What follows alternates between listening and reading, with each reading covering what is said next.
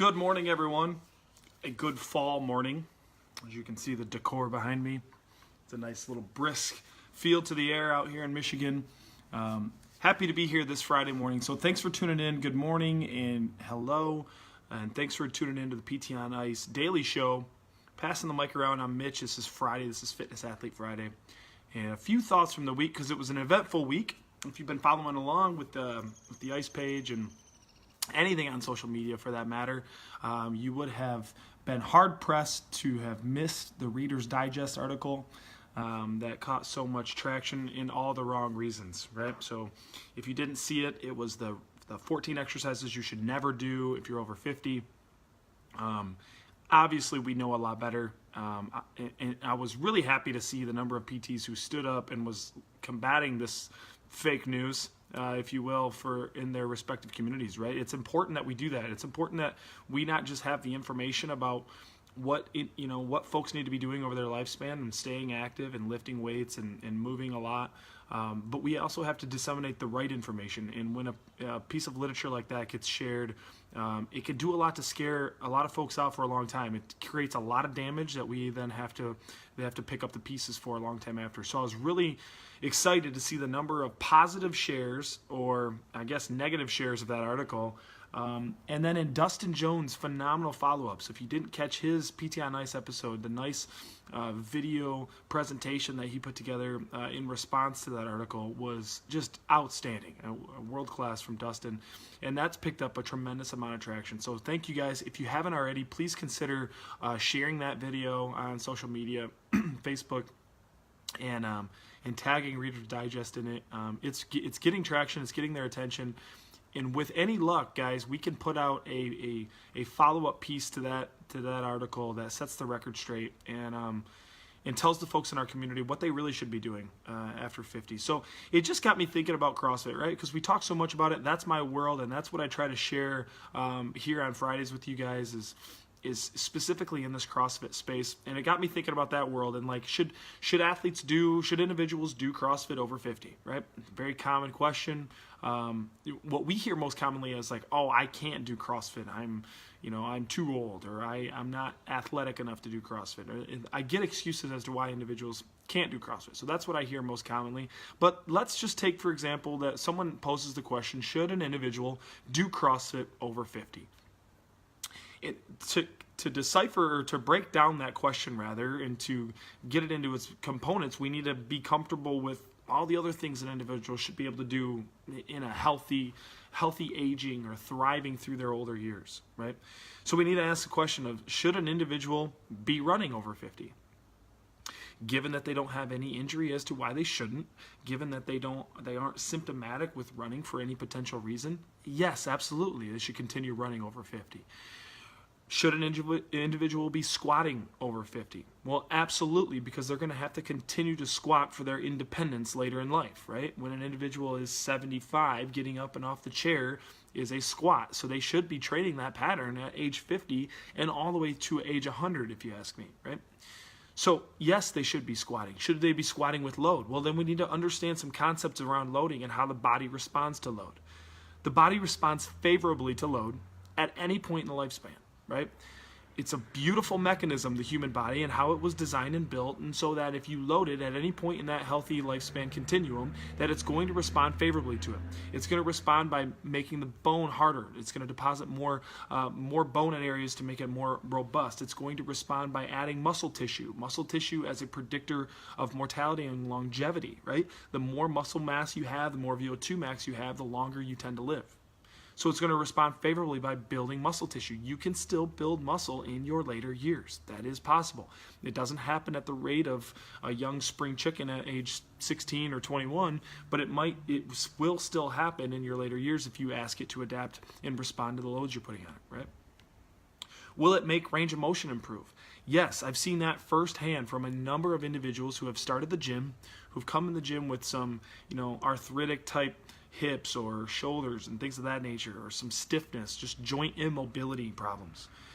And after doing CrossFit for a year, 2 years, their mobility has dramatically improved. Their ability to squat to a lower depth has improved. Their ability to press weights overhead has improved, right?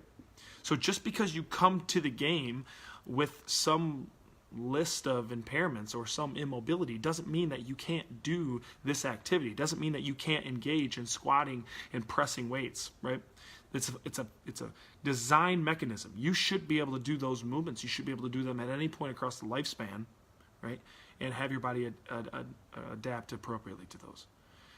Should an individual, continue going down that rabbit hole, should an individual be Olympic lifting, right? And so sometimes people get to this point and they're like, okay, Mitch, running and squatting, that's all fine. But what about snatching? What about, those Olympic lifts you guys do? Those are probably unnecessary. Well, let me ask this question. Should an individual over 50 be able to lift something from the floor to their shoulder? Should they be able to lift something from the floor to overhead? Are you going to take a flight anytime soon? You have a 50-pound carry-on that you need to be able to get from the floor to overhead and put in an overhead compartment. Should you be able to do that by yourself? Or after the age of 50, should we concede that you're just going to have to ask for help everywhere you go and have someone else do that for you? No, you should be able to lift stuff off the floor and put it to your shoulder or overhead if you need to, if the functional demands of your lifestyle predicate that you need to be able to do that. And guess what? They're probably going to indicate that you do that. Pick up a laundry basket, carry it upstairs. Pick up, like we said, your carry-on luggage. Pick up anything outside and lift it and place it overhead. You need to be able to do these tasks, right? And so if I just call that a power clean or a power snatch, and I just teach you an efficient way to move the bar, an external implement, from the floor to your shoulder, or to move it from the floor to overhead in a safe manner, using your legs and using the posterior musculature that's designed to be able to move large loads, large distances, then essentially you're doing weightlifting. Now the question is like, should an athlete do a squat snatch then, or should they be doing these extreme ranges of motion? Well, that's all going to matter on that individual's level of mobility, right? So I may teach a power clean or a power snatch to anyone who comes in the gym. 78 years old. Let's get a training barbell out that only weighs 12 pounds. We'll put a set of 10s on each side so we can drop it safely, and we'll teach the power clean and the power snatch, right? Are they dropping into the squat snatch underneath that barbell under 100, 150, 200 pounds? Well, no. But if they have the mobility and they demonstrate the coordination and the prerequisite strength to be able to do so, there's no reason that we can't advance to that point, right? It's important that we have those three. So if an individual is limited on their mobility, no, I'm not going to put them into one of the most extreme movements that requires the most amount of mobility as possible in CrossFit, right? This program is infinitely scalable and adaptable to anyone, no matter what their age or mobility levels are. And so I'm going to scale that appropriately. I'm going to close the door because there's a bird chirping out there, and it'll drive Alan nuts if he watches this later. Okay, close the door.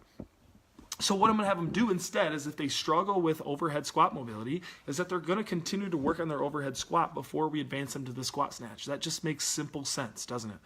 And so if squat snatches specifically come up in a workout, and that's the modality, that's the intended stimulus that we want to work, that individual may just be working on their overhead squat technique that day, right? They may be using a PVC, a training barbell, a light load on the barbell, anything that they can control the positions and work on increasing their range of motion through. That's what I'm going to have them do for their day, right? That doesn't mean that I'm ruling that one out entirely. It just means that if you have some mobility deficits on board, or if that movement is really challenging for you, I'm going to scale it back just like I do anyone else. Just like I would do with someone that's 24 that comes in that doesn't demonstrate the requisite amount of mobility, I'm going to scale it the same exact way. But there is no movements that I'm like, hands down, because you're over 50, we shouldn't be doing these in CrossFit. We may throw a little caution to the wind based on what we have on board. If we have any past medical history, if we have any joint limitations, we're going to take notice of those. And we're going to move conservatively through our regressions and through our scales to make sure that the body is adapting to the load that we're putting on it, right? Making sure that it's recovering really well, that your mobility is improving, that your strength is improving, and then we're going to continue to add a little bit more, right? And that's what we do for every individual that comes into CrossFit. Just continue to ask the body to do a little bit more, right? What can it do today, and can I do more tomorrow, and so on and so forth, so that over my lifespan, whether that be at age 20, at age 50, at age 70, at age 98, whatever stage I'm at, I'm improving my work capacity, and I'm able to do more in my lifestyle, right? Hands down, that's the goal of CrossFit. Hands down. The goal of CrossFit is not to send someone to the games. The goal of CrossFit is to improve health of the individuals who come in and increase their work capacity so they can go and do more stuff. At whatever age you are, that is our goal, and it's important that you find a good gym and good coaches that can help you achieve that goal. If that sounds like something that you want to do, if it's like, you know what, I'm getting to the age now where I need to make a decision. 50 might be that point where you're like, I've got a couple grandkids, and I'm getting closer to retirement. I've worked really hard. Maybe my diet hasn't been the greatest for the last 30 years. Maybe I've got a few extra pounds around the midline. I've got to make a decision right now. I've got to make a decision on whether or not I am going to make a turn, shift my nutrition, shift my training style, get in, start getting more active, or if I'm going to continue sliding down the hill in a direction I don't want to slide, towards chronic disease, towards increased, adipose tissue, towards increased chronic disease, diabetes, hypertension, things of that nature. You're got to make a decision, right? So I welcome anyone over the age of 50. I welcome them with open arms into our gym, right? Because they've made a decision that, listen, I'm going to do something for myself that's going to make me healthier for the next 50 years of my life, so that I can have really beneficial years with my family, that I can play with my grandkids, that I can get up and off the floor with them, that I can go run around in the backyard and play on the playscape with them and do all the things that you should be able to do in your retirement, right? Not just sit in your chair and wait for your number to be called. So, Reader's Digest, if you're watching, if you happen to be listening, if you happen to be opening your ears a little bit, CrossFit is for people over 50. I can promise you that.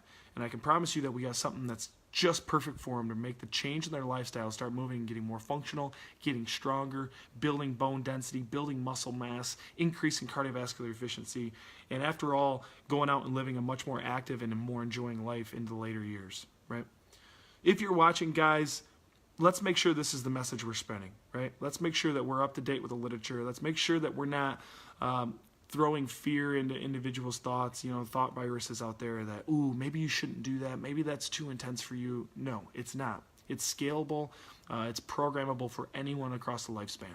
Some of my favorite athletes at the gym are 65, 71, right? I love it. I absolutely love it. And they come in with a smile on their face and they work as hard as they can for that hour and they go home and they come back tomorrow. It makes me so happy. So, anyone over 50, yes, CrossFit's absolutely for you. Find a good gym, find good coaches, find people that welcome you with open arms, and go hammer it out. Go increase your fitness, and go have a blast doing it. Guys, thanks so much for all your engagement and response this week on behalf of the ICE team. This has been incredible. Like we talked about, sharing this article, sharing Dustin's video. Please do that. Please continue sharing the good word. Be the light out in your community that says that you should be moving, you should be getting stronger, you should be doing deadlifts and push-ups and high-intensity workouts. Yes, you can do every single one of those activities. Find someone that can help you do them, right? Find some help in your community and go out and get after it. There is a big party going on in Albuquerque, New Mexico that I am super jealous of, that I am in Michigan and not being able to miss. But I am in one of my best friend's wedding this weekend, so I wouldn't miss that for the world, and so I'm happy to be sticking around Michigan. Follow along. I don't know if they're going to be posting. I don't even know if they're going to have phone service where they're at. They're doing some pretty cool stuff out there with the Rising Tide event down in Albuquerque, New Mexico. I know that Chris Johnson, Mike Eisenhart, Jeff Moore, big cast of folks are down there and going to have a riot, and I look forward to hearing the follow-up next week. I look forward to hearing all of the things that were discussed, all the great moments that happened. So keep an eye out for that, and keep following the Instagram page and see if they post anything really cool on there. Otherwise, guys, a ton of courses coming down the pipeline. I'll be traveling to Texas next month. Really excited to get down to Tennessee. I'll be in Tennessee the first weekend of November. Doing a fitness athlete course down in Tennessee with my friends Zach and Alexis Morgan. So really excited to see them guys and get down to Tennessee. So if you're in that area, look us up. A lot of fun stuff coming up this fall. The calendar is full of courses. So have a peek, take a look. Hope to see you guys out on the road. And stay lifting, stay active, stay doing CrossFit way after 50. I mean, you got 50 more years of doing CrossFit after that. So have a blast, guys. I'll catch you all on the flip side soon. Have a fantastic Friday. See you.